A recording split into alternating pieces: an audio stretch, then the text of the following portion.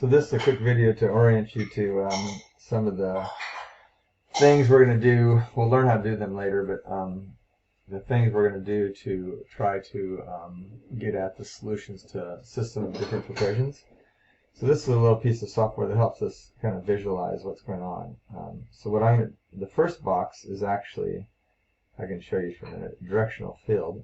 It kind of shows you, and we'll talk about how to make these later.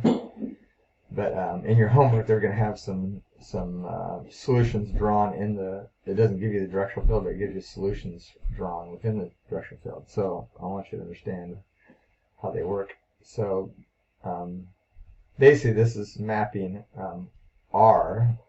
This is the same system that we talked about in the first video.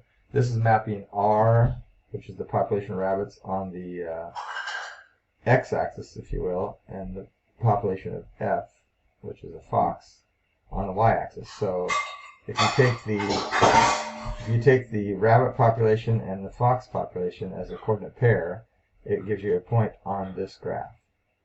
So I'm going to clear the directional field. And then this over here, this one is going to show you the graph of F by itself and the graph of R by itself. So F is the fox population and R is the rabbit population.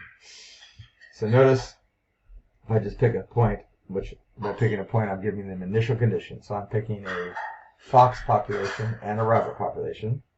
And if I click right where the arrow is right now, that's saying that there's a little bit more than 0 rabbits and 2 fox. Okay? So if I click like that, notice that. So this sets the differential equation into motion, so to speak. And so you can see that the green represents the rabbit population, the solution to that differential equation, and the red represents the solution to the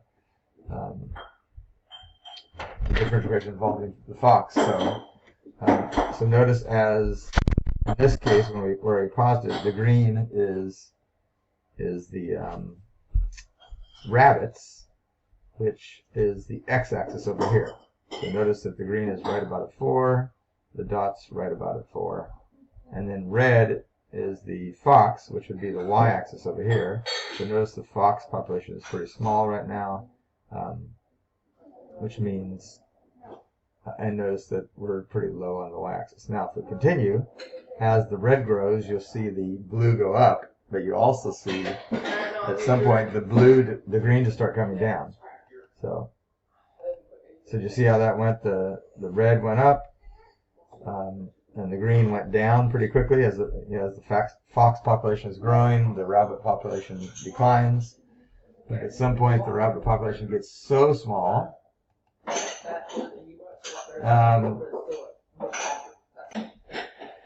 So again, you can see that it becomes a cycle.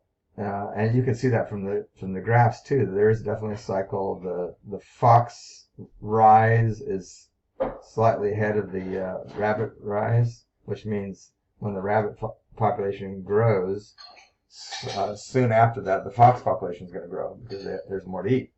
But when the fox population grows, of course, there's more fox to eat the rabbit, and so at some point, when the fox population gets big enough, the rabbit population is going to start declining. And you can see that happens right about here. So let's continue. I'm going to pause it right at the point. So you see right there. So apparently 2.5 fox is enough to get the rabbit population to start declining. And notice where the dot is over here. The rabbits are on the decline, so we're going back we're going to the left, and the fox population is continuing to grow, so we're going up.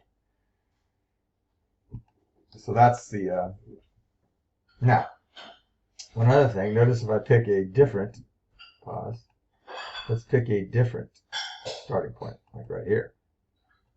You can see,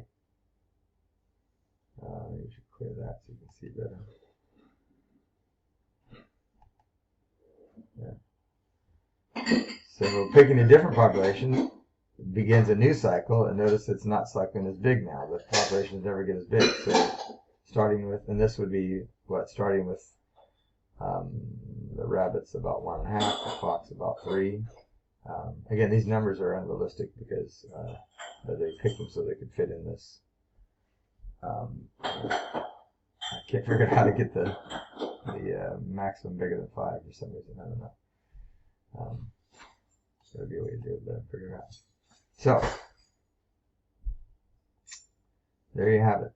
So this should be helpful in the second page of the homework, being able to just know what these mean. So this is a slope field with solutions drawn in it, and so based on initial conditions. So you can see that, again, the important thing is to understand that the x-axis is the rabbit population and the y-axis is the fox population.